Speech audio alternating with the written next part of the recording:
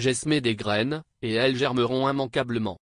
En ce jour anniversaire de ta cruelle disparition, le peuple togolais et particulièrement tes amis et compagnons de lutte du mouvement patriotique du 5 octobre, MO5, veulent exprimer la reconnaissance et te rendre un vibrant hommage.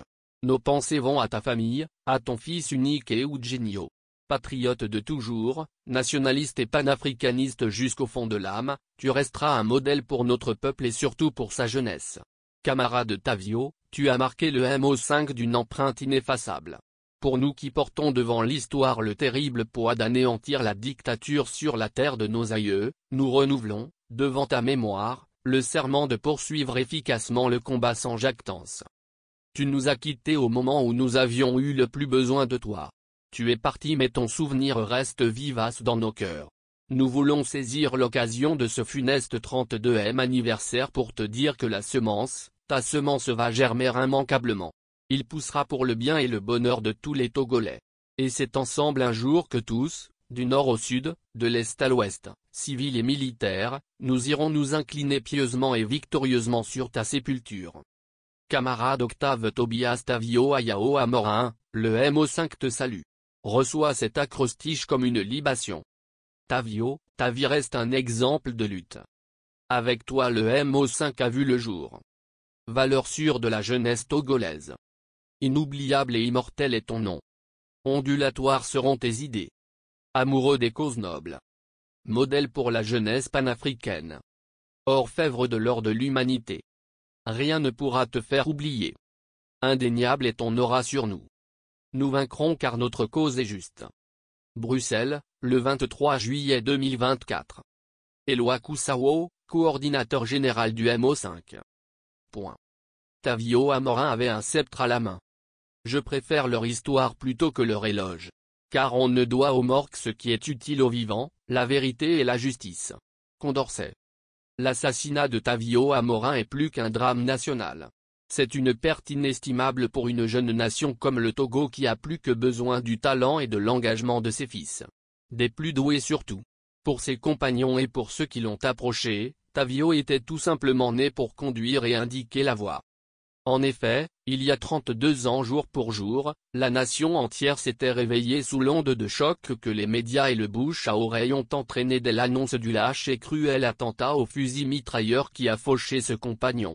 Ce fut un acte de haute barbarie commandité par les ennemis du peuple togolais, les assassins de la liberté, et Yadema et ses partisans. Quoi qu'il en soit, les mains qui ont exécuté ce jeune homme d'une stature exceptionnelle, sont connues, Boukpessi et Karewe. Le peuple togolais attend le jour de vérité et de justice. En ces jours de souvenir, le MO5 qui doit son appellation compacte et sonnante à l'intelligence et à l'esprit inventif de ce cofondateur regretté, invite la nation tout entière à prier avec ferveur pour le repos de son âme. Le MO5 renouvelle ses hommages à l'illustre compagnon et propose au lecteur cette biographie intitulée Tavio, comme un météore, publiée il y a 32 ans par un journaliste togolais de talent, Léopold Ayivi qui périra, lui-même, ironie du sort, sous les balles meurtrières des tueurs à gages des Yadema Gnassingbé et clan. Tavio est né en 1958, année où la lutte pour l'indépendance battait son plein. Son père Carlos Zamorin, à l'époque agent de la UAC, était engagé dans cette lutte aux côtés de Sylvanus Olympio et d'autres comme Firmin Abalo, Michel Folly. De sa mère, Adolene Geakue, commerçante de naissance, mais anciennement caissière à la BCAO, Tavio était le premier garçon et le dernier enfant après ses trois sœurs, Sophie, Henriane et Chantal. Tavio a passé son enfance à Anagokome dans la maison familiale, maison Amorin, 6 avenue Thiers à l'époque. C'était une grande maison qui, pendant les grandes vacances, arrivait à rassembler une cinquantaine d'enfants. Ce cadre lui a permis de développer l'esprit d'équipe et de cultiver la tolérance. Il fit ses premières années scolaires à l'école catholique de Koketimé. C'était en 1964 où il était admis à la garderie. Il suivit le cours normal jusqu'au Spelem de Tireba où il obtient son CEP avec mention très bien, en 1970, date à laquelle il entame ses études secondaires au collège Saint-Joseph. Un très bon élève. Tavio était un très bon élève, toujours classé parmi les premiers. Il était le potache qu'on aimait bien. Sauf qu'il écrivait comme un crabe. Et il a gardé cette calligraphie extrêmement nerveuse, jusqu'à l'âge adulte. Le football était son violon d'ingre. Cela a failli déjà lui coûter la vie. C'était en 1969 à Coquetimé, où il avait été élève quelques années auparavant. La partie était âpre, comme on savait en livrer à cet âge-là. Sur une balle aérienne, 2 têtes entrent en collision. Celle de Tavio, sans doute plus fragile, se mit à enfler à vue d'œil. On appela un médecin à son chevet, ce médecin était un certain docteur Marcati d'Épée. Depuis qu'il est rentré d'exil, tous les samedis après-midi, il retournait à l'école catholique de Coquetimé revivre l'ambiance de son enfance. Son autre grande passion était les bandes dessinées. Il lisait tout le temps Hakim, Blake le Rock, Nevada, Capitaine Swimji, Piscou, et suivait Tintin et Milou dans toutes leurs pérégrinations. Même devenu homme politique, il ne dédaigne pas emprunter les BD de ses neveux. Ce fils unique, seul garçon parmi 3 filles, n'avait pas été choyé par sa mère. Son éducation fut tout à fait spartiate, comme la petite bourgeoisie de l'époque savait en donner à ses rejetons. S'il arrivait à Tavio de se rendre coupable de quelques menus méfaits, il recevait fessées et gifles comme tout le monde, sa maman l'obligeait à laver lui-même son linge. Et s'il refusait d'obtempérer, il était tout simplement privé du prochain repas. Après son baccalauréat au collège Saint-Joseph en 1977, mention bien, il part en France, à Poitiers. 2 ans après, il monte à Paris, disant qu'il en avait ras le bol de la province, de Poitiers et de ses maths physiques. Il reste donc à Paris où il étudie l'informatique et l'organisation. Plusieurs stages dont un chez Matra, la grande firme française, l'aident à affûter ses armes. Il savait se débrouiller comme on dit. Il est inventif et imaginatif. Témoin, cette histoire dont les téléspectateurs français se souviennent pour l'avoir apprise sur FR3, l'une des chaînes françaises. Pour arrondir ses fins de mois, un étudiant togolais du nom de Tavio Amorin avait monté une petite affaire tout à fait surprenante de simplicité et d'originalité. Il avait passé une annonce, s'était constitué un fichier. Les clients l'appelaient pour lui communiquer l'heure à laquelle ils voudraient avoir leur croissant pour le petit déjeuner. Tavio passait à leur commande au boulanger, livrait les croissants, et palpait à son tour la galette sous forme de ristourne et de pourboire. Cette initiative lui a valu les honneurs de la 3e chaîne française dans une émission de jeunes. Il travaille ensuite chez des importateurs de produits tropicaux en qualité de responsable des achats. Quand il décide de revenir en Afrique, c'est par cette filière qu'il est envoyé à Abidjan. Il n'aurait pas pu rentrer au Togo pour des raisons politiques. Venu en vacances au Togo en 1980, et eu égard à ses liens familiaux avec Francisco Lawson, lui-même en exil, il a eu maille à partir avec un officier supérieur de l'armée en poste à Kara, qui avait proféré des menaces à son endroit: « Où que tu sois, on te retrouvera ». À la suite de cet incident, il n'a plus remis pied au Togo jusqu'à la proclamation de la loi d'amnistie en 1991. Entre-temps, il obtient en France le statut de réfugié politique, mais n'a jamais pris la nationalité française, contrairement à ce que beaucoup croient. Admirateur de Nkrumah. Pour son âge, il avait une culture politique tout à fait remarquable. C'est qu'il ne faisait jamais les choses à moitié. Bien que n'ayant pas fait des études de droit, il s'est intéressé à la chose juridique, et à la chose politique. Sa formation politique est à la fois livresque et reçue sur le tas avec les jeunesses du Parti communiste français, puis avec les jeunesses du Parti socialiste français, tendance Jean-Pierre Chevènement. Grand admirateur de Kwame Nkrumah, de Georges Pademour, de Marcus Garvey et de toutes les grandes figures du mouvement panafricaniste, Tavio considérait que la plus grave offense qui ait été commise à l'égard de l'Afrique, ce fut la balkanisation du continent. D'où son admiration sans borne pour ceux qui à ses yeux apparaissent comme les pionniers de l'unité africaine. Entre le père et le fils, les rapports étaient ceux qui pouvaient exister entre 2 êtres qui s'estimaient mutuellement et se comprenaient à demi-mot. Et si l'éducation spartiate dont il avait été question plus haut ne permettait pas entre le père et le fils une familiarité trop grande, Tavio, à force d'être resté constamment dans le sillage de son père, d'humer et de s'imprégner de son parfum, a fini par s'identifier totalement à ce patriote courageux et généreux. À l'endroit de sa mère, Tavio nourrissait une véritable vénération. La mère et le fils étaient pourtant bien si loin de s'entendre parfaitement sur tous les sujets. Maman Tavio n'aimait pas le goût prononcé que manifestait son fils pour la politique. Elle ne ratait aucune occasion pour le lui faire comprendre. Elle revendiquait son droit d'attendre de son fils qu'il entame une carrière véritable, fonde un foyer et fasse plein de petits. Mais pour le fils, la politique était au-dessus de tout et passait avant tout. La maman, dès le début du renouveau démocratique et vu la part prise par son fils aux travaux de la Conférence nationale souveraine, avait très peur pour lui. Elle était convaincue que la politique était un jeu dangereux et que Tavio ne devait pas se mêler de tout cela. Malheureusement pour le fils, le sort en était jeté, le destin s'était mis en branle. L'enfant était happé par le flot impétueux des courants irrésistibles qui conduisaient le Togo vers la démocratie. Tavio était de tout son être, de toute son âme, plongé dans la fièvre démocratique qui a fini par le consumer.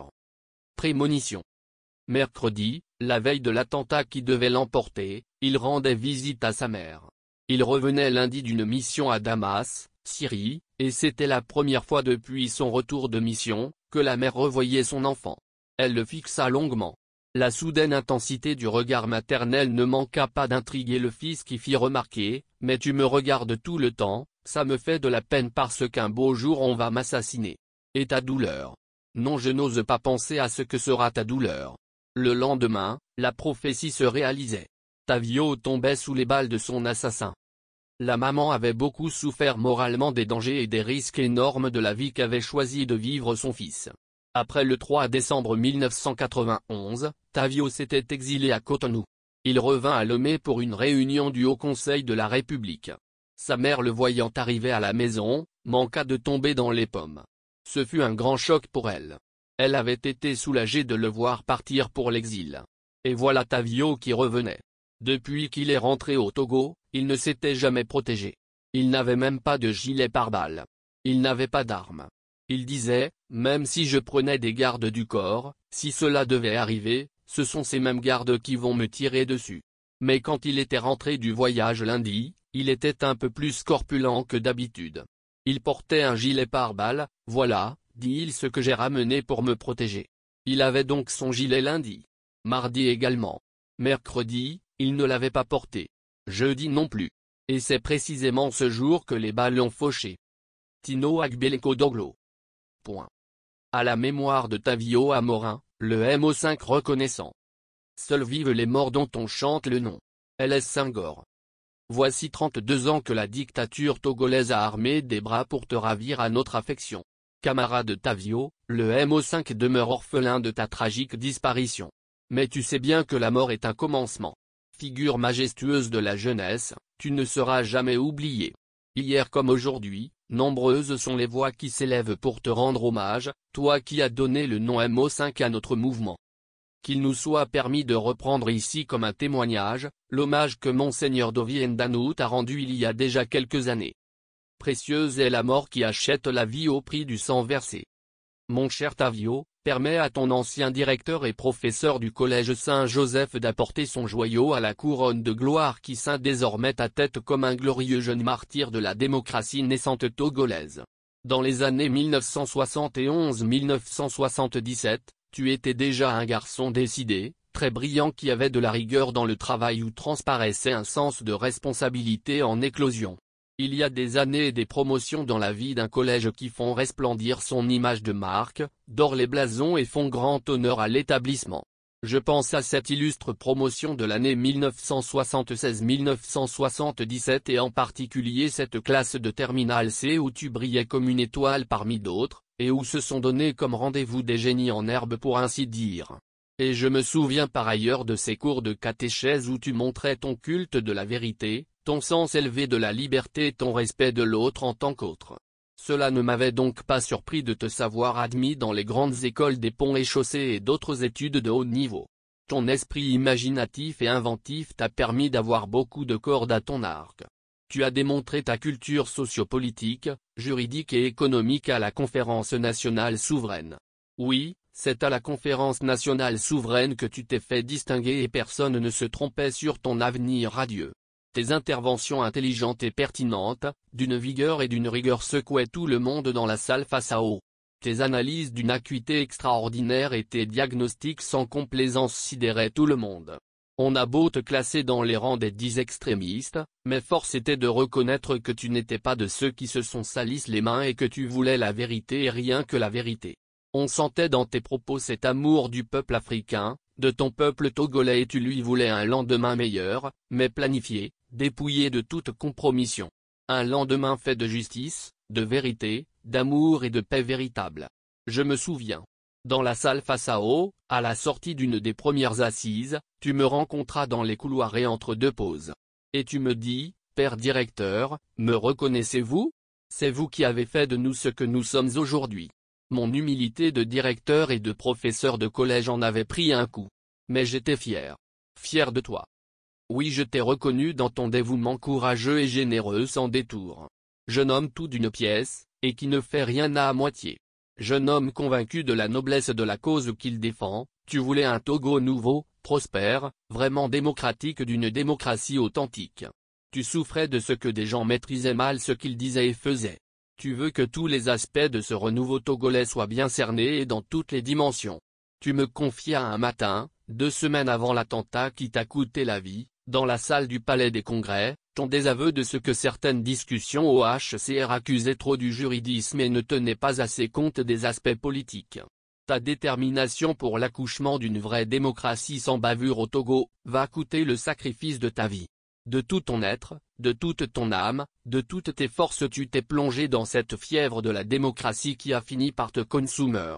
Ce jeudi 23 juillet 1992, cette nuit-là même, j'étais en train de donner une causerie sur notre conférence nationale souveraine aux moines bénédictins dans leur couvent à Ancalca dans le sud de la France à Tarn. À cette heure-là même, tu tombais sous les balles scélérates de ton lâche et pervers assassin.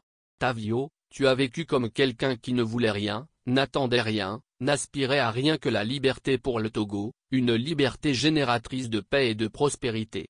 Tavio, tu rejoins la phalange de ceux qui ont versé leur sang pour que le processus démocratique aboutisse au Togo. Sur ce fond de nobles témoins, ta figure se révèle éminente de jeunesse et d'avenir. En toi nous saisissons l'âpre secret du grain qui meurt, le sang versé, l'amour vainqueur, et cette croix qui nous relève. Si l'espérance t'a fait marcher plus loin que ta peur, tu auras les yeux levés. Alors tu pourras tenir jusqu'au soleil de Dieu. Heureux qui donne sans compter jusqu'à sa propre chair. Il trouve en Dieu sa liberté. Visage découvert. Adieu Tavio, tu pousseras comme un grain de sénévé.